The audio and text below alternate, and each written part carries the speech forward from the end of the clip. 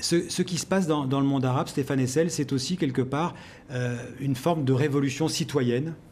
Ce sont les citoyens de ces pays qui ont renversé les tyrans et les dictateurs. Donc ça doit vous réjouir.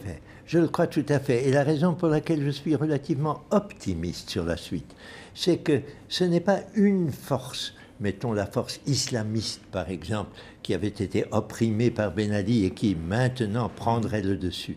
C'est plutôt le citoyen et la citoyenne qui a besoin que certains de ses droits soient respectés. Et c'est de plus en plus le cas partout. C'est même le cas en Israël, c'est même le cas en Palestine, c'est le cas certainement en Égypte et ce sera le cas en Libye demain. Donc on peut penser que c'est à une nouvelle forme de démocratie. Il faut se méfier du mot. En tout cas, c'est une illustration de la résistance que vous évoquez dans vos livres. Exactement. C'est sûr. Alors, quand même une des grandes interrogations, et de ce point de vue, la Tunisie, évidemment, va être suivie de très près, puisque ce sont les premiers à voter.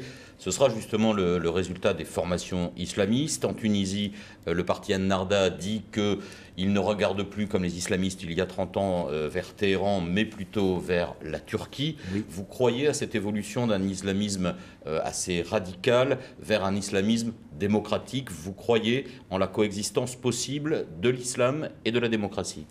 J'y crois. C'est naturellement un pari qui n'est pas encore gagné, mais c'est un pari auquel tous mes amis que j'ai rencontrés récemment en Tunisie croient. Un pari que nous sommes un pays d'islam, nous la Tunisie, nous sommes un pays d'islam, c'est sûr, mais nous ne sommes pas islamistes au sens salafiste ou même au sens que Ennahda avait lorsqu'il était opprimé par Ben Ali. La Turquie, extrêmement important, ce que Erdogan a apporté comme islam démocrate, islam laïque, si j'ose dire. Ça a l'air d'être une contradiction, mais on peut être laïque tout en affirmant les valeurs de l'islam. C'est à quoi il faut espérer arriver. Ce ne sera pas forcément facile, mais s'il y a un objectif pour nous, démocrates du Nord et de tous les pays, c'est de soutenir dans ce pays, ces pays arabes, et au printemps arabe succédant un automne arabe, un automne démocratique. Pour revenir à Erdogan, Erdogan se présente comme un musulman conservateur, comme il y a des partis démocrates chrétiens dans nos pays. Pour vous, c'est comparable. Je pense qu'on ne peut pas éliminer la religion, mais on peut ne pas lui donner une place unique et centrale. Et puis il faut laisser du temps au temps aussi. Mais oui.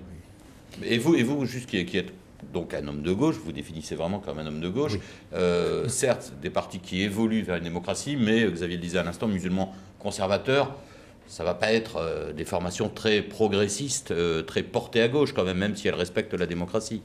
Alors voilà, c'est là que les mots gauche, démocratie, islamisme doivent être réévalués. C'est une des obligations que je partage avec mon ami Edgar Morin. Il faut lire son livre « La Voix », dans laquelle il définit clairement que nous avons besoin aujourd'hui de démocraties nouvelles, différentes, qui ne sont pas simplement les héritières d'un grand passé, mais qui vivent avec les besoins nouveaux qu'éprouvent les jeunes, la jeune génération.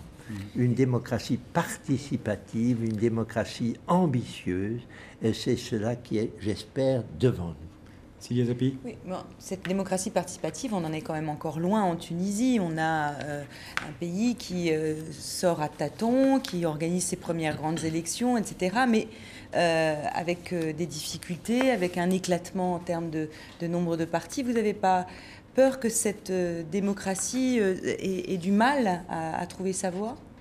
C'est justement ce que vous venez de décrire, c'est ce que j'appelle une démocratie plus participative.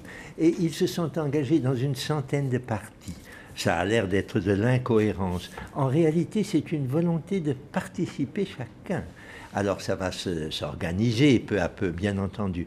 Mais le besoin des jeunes et moins jeunes Tunisiens d'être présents au moment où leur pays va entrer dans une nouvelle phase, ce besoin de présence de la part des citoyennes et citoyens, c'est à mon avis ce qui caractérise les nouvelles formes de démocratie. Mais alors,